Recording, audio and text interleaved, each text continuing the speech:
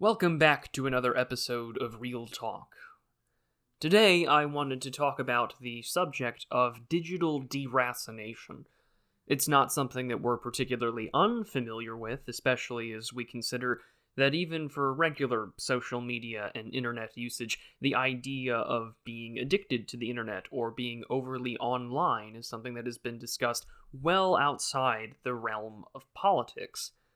But for many of us within our own spheres, whether you are a dissident or even just someone with an unorthodox opinion on how the world operates, it becomes very, very easy to be stuck or only online as some form of escapism. It's very difficult to meet with people in real life, and so we escape to the internet, we escape from our jobs, and we just stay in these bubbles. Now, of course, we know that any time that we're in a community of like-minded people, it can oftentimes be nothing more than a feedback loop of things that we agree upon, or at least offering a different perspective on how to view things that we have similar perspectives of. But when we take a look at just how bad things have gotten, even something that I've observed within myself, it's all prompted this discussion. As I've mentioned on previous streams, and in fact we had a stream on my birthday about it, I'm 26 years old. I grew up with the internet. I watched it evolve from what it is today to what it was in the early days of YouTube before it was bought out by Google.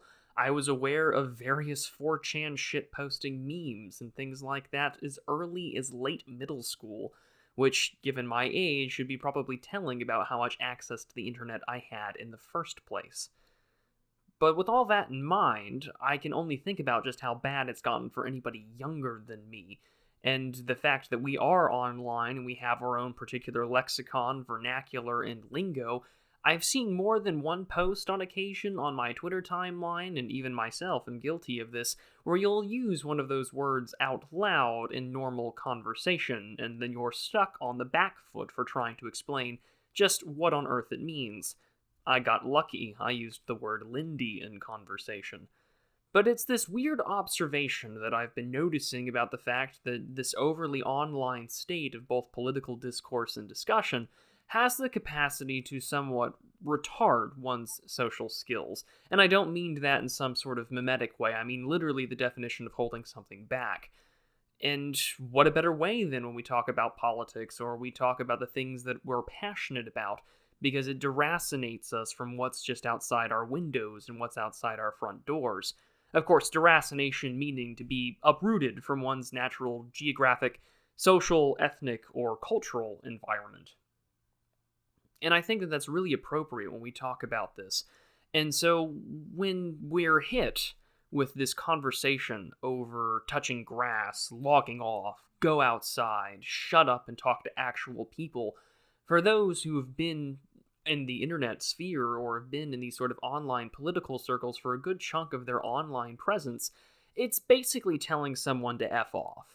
It's like telling an addict to go get help and then not doing anything. It's always immediately met with some kind of belligerent attitude, or immediately someone taking it personally and going on the offensive and flying off the rail. And I don't blame them in any way, shape, or form. It requires significant investment. It requires mentorship, something that has been talked about a lot in these circles as of late, and it's something I think that requires all of us to put more attention on.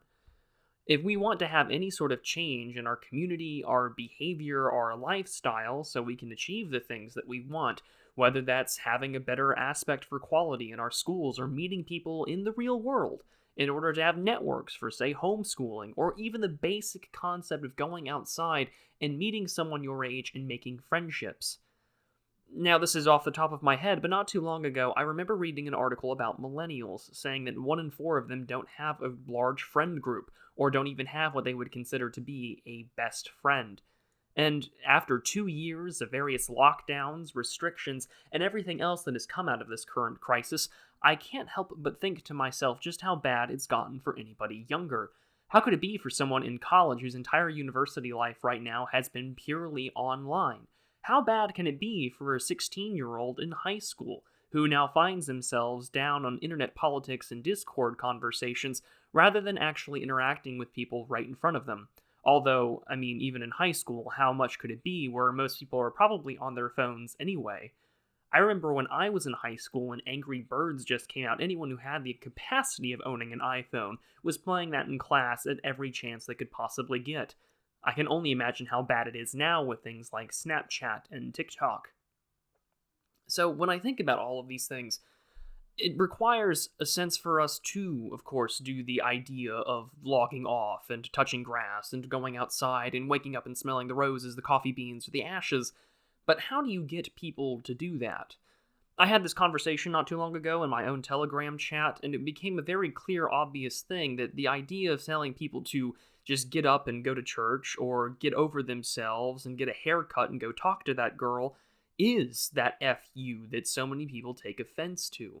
Because for some, those skills never did develop. Their ideas of friendship are only on the internet, and considering that how many people are isolated, in America we're certainly lucky depending on the state that you're in, but for those who live in other places of the world, maybe not so much.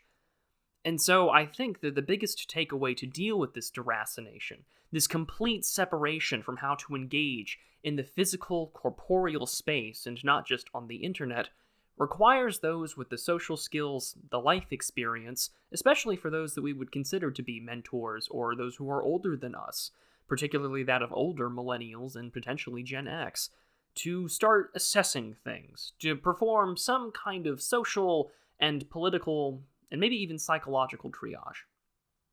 You're not going to be able to save everybody. That's quite clear. Some people wish to stay inside the rabbit hole. Some people wish to stay in their own version of political internet wonderland, and I can totally understand as to why. It's very alluring. But oftentimes our communities or the things that we engage in are often a reflection of our greater problems that we deal with within the self. They are a greater reflection of the problems that we deal outside as a society writ large, especially when it comes to the issues of relationships, whether it comes to the issue of how do I talk to somebody, how do I look decent, how do I hold a basic conversation. More people are willing to just stay away on their phones than do anything else. Now, this may sound like some kind of 30-year-old boomer meme where I'm saying, kids these days, something that even Dave the Distributist had pointed out earlier on his Substack. But I, for one, think that it does require more substantial effort from the individuals with those kind of skills to reach out to those that seem lost. Like I said, you're not going to be able to save everybody, but if you're willing to put the effort in, the investment, and I am asking you to do it, and I'm trying my best to do the same, because if you have some kind of influence, you do have the capacity to have an impact on someone else with your advice. So, as we begin this conversation about digital deracination, the idea that people are lost and aimless in the real world but are just escaping to the digital, it becomes more and more important that we are behooved to move and engage with the people that think that they have a chance. But these are just my thoughts for now.